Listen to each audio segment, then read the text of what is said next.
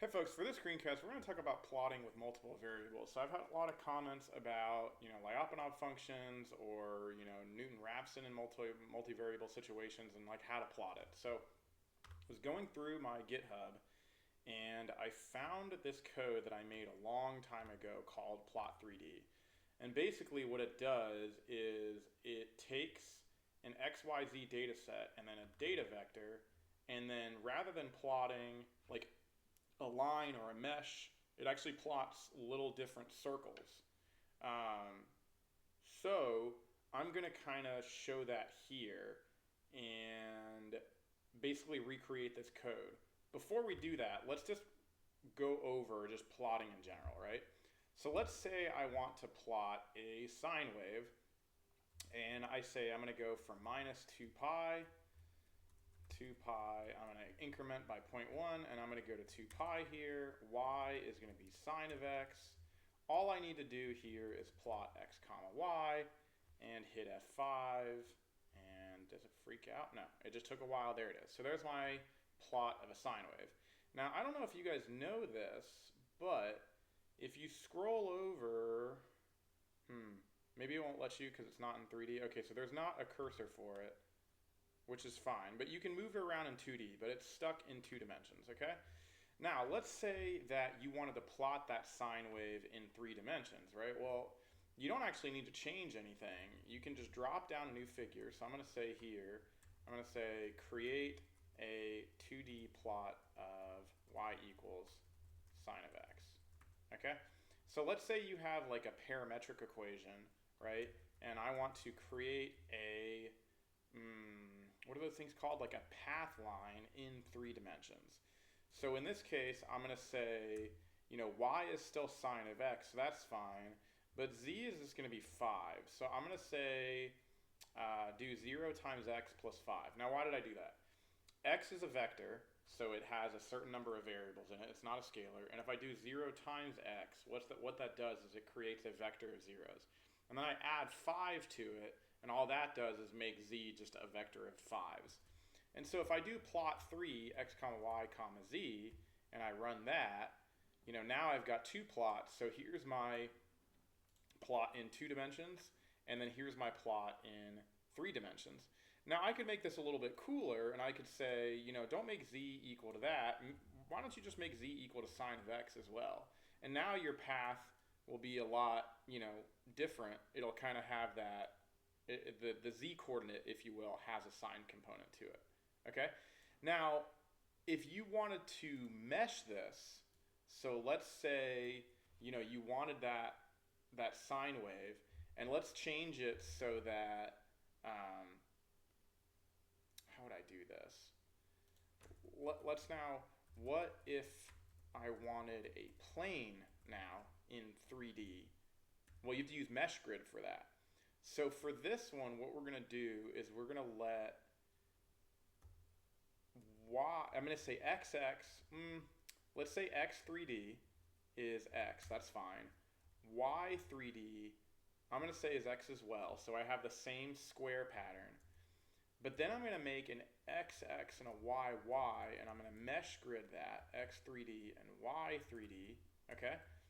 And I'm going to go ahead and run this just so you can kind of see what's happening. If I type in x3D, I just get 126 variables, and this is kind of hard to see because there's so many variables. Let me change the increment to 1. So now my plot looks pretty blocky. But if I type in x, now you see I've got 13 data points in x, and it starts at minus 2 pi, it increments by 1 and goes all the way as close as it can to 2 pi. Now if I type in x3D, it's the same variable, but xx is now is a mesh, right? If I type in size of xx, it's a 13 by 13 matrix, right? So that's like that square pattern, or that square grid that I was trying to tell you. And then yy is exactly the same. So if I run through here and I say, okay, now I want zz to be sine of xx, now I should be able to drop down a figure and say mesh xx,y,y,z,z, and I should, if I did this right, yeah, I have a pretty cool plot of a sine wave in 2D. And I can change the not the tolerance, but the what's that word that I'm looking for? The distance, the delta? Yeah, the increment. I can change the increment and essentially increase the resolution.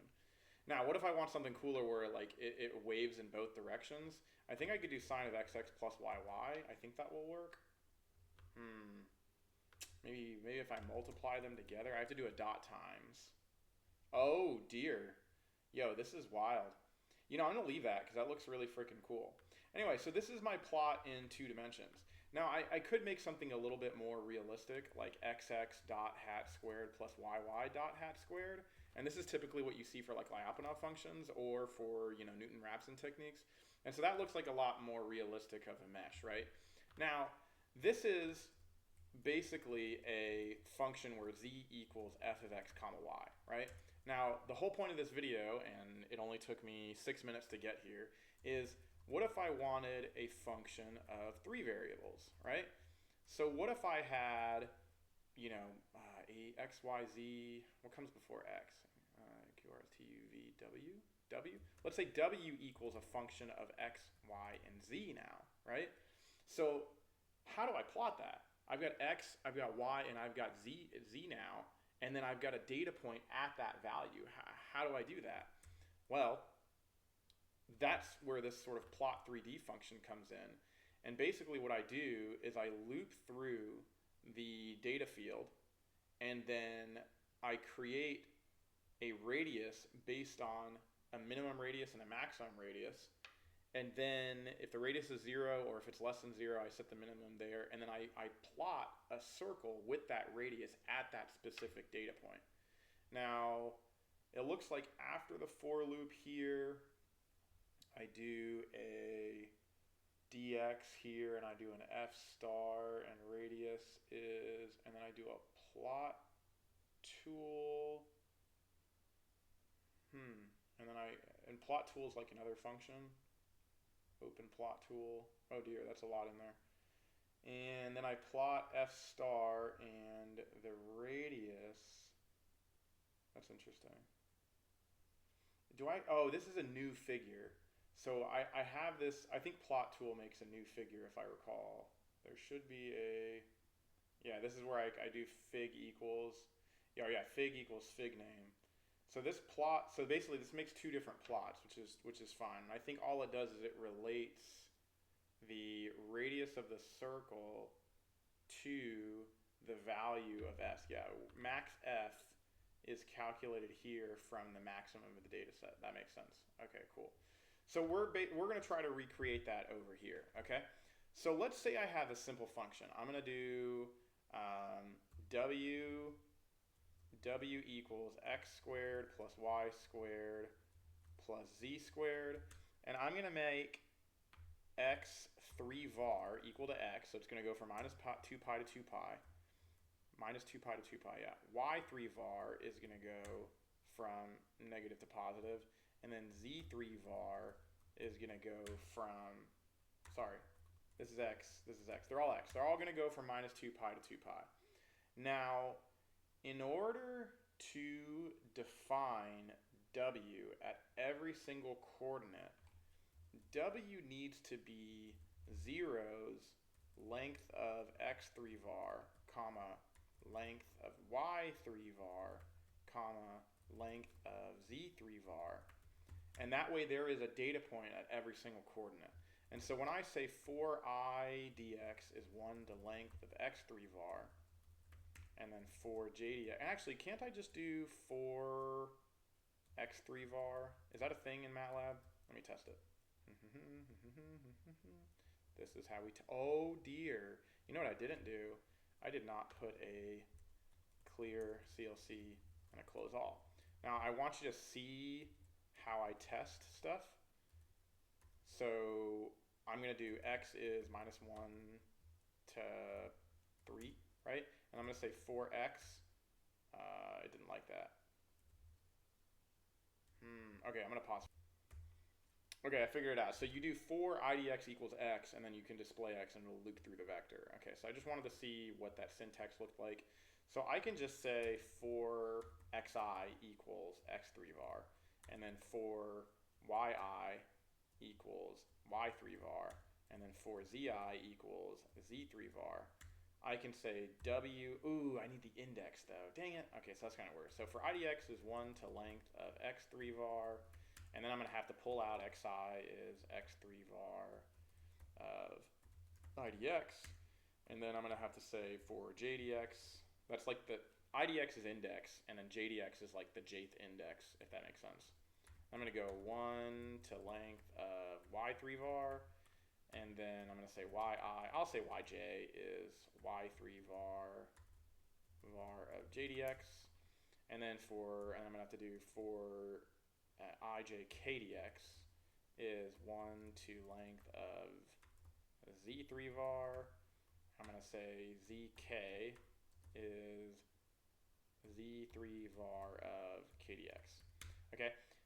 Then I throw all the n's in there, right? So this creates our data set. Then I can type in the function, and I can say w of idx, jdx, kdx is equal to xi squared, and that's a scalar, so I don't have to do the dot hat, yj squared plus zk squared. Okay, so if I run this, I should hopefully not get an error. Where is my workspace? Okay, so data, size of data, unfind, oh, size of w, oops. Ooh, 126 by 126 by 126, that's a lot. Let's go back and let's change our increment size back to, let's say 2. So now if we do size of w, 7 by 7 by 7. Okay, so if I type in w, I've got a 3-dimensional matrix here. I've got all comma 1, which is a 7 by 7, and then all comma 2, which is another 7 by 7. So I have 7 7 by 7 matrices. So it's, again, this like 3D plot there, okay? So then I should just be able to throw in the plot 3D function. And the way the 3D function works, let's see. So x, y, z data, the minimum radius, the maximum radius. X, y, z are all vectors, so that's an n by 1. And data is a 3-dimensional matrix, which I just did. Min and max are the maximum radii of the circles to plot. So here I get the rows, columns, and width of the data set that I throw in there. I compute the maximum value in that data set, the minimum value of that data set. If max f does not equal 0, that makes sense, the slope is max radius minus the minimum radius, which is inputs to this function, divided by max f minus min f, which makes sense. And then I loop through the 3 columns. I grab f star, which is the value of the function at that data point. I compute the radius using, looks like y equals mx plus b. And then if the radius is 0 or less than 0, I just plot the minimum radius, and then I do a plot 3, x, y, and z, but the radius is a function of the scalar value of the data set at that coordinate. Then I do a hold on so I can see all the points. I should probably just drop a figure in here and say like, hey, drop this figure down. Ooh, unless I'm supposed to use like plot tool before this. Probably so, and then it looks like at the end I do another plot tool and I plot this here. Okay, so let's take a look at, I'm just going to copy this because I'm going to use this other function. I think this is just like a fancy way to do stuff. Let's see, so you do the new figure, which is a 1, then you give it the figure name, then the font size, and then the x and the y-axis label. And then there's also a z-axis label if you need it. So I'm going to throw a plot tool. I'm going to say, give me a new figure. This is the title is 3 variables. Font size, I'll do just 12. Then the x-axis is going to be x, the y-axis is y, the z-axis is z.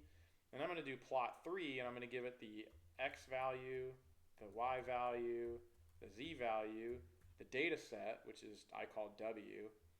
And actually let's call it w3 var just to differentiate from the other stuff. So I'm going to put W3 var over here. And then I think we also have to give it the minimum and maximum radius. So I don't really have like a scale here, like 1 to 10, I guess. And I'm going to hit go and see if it doesn't blow up at me. I think I see something.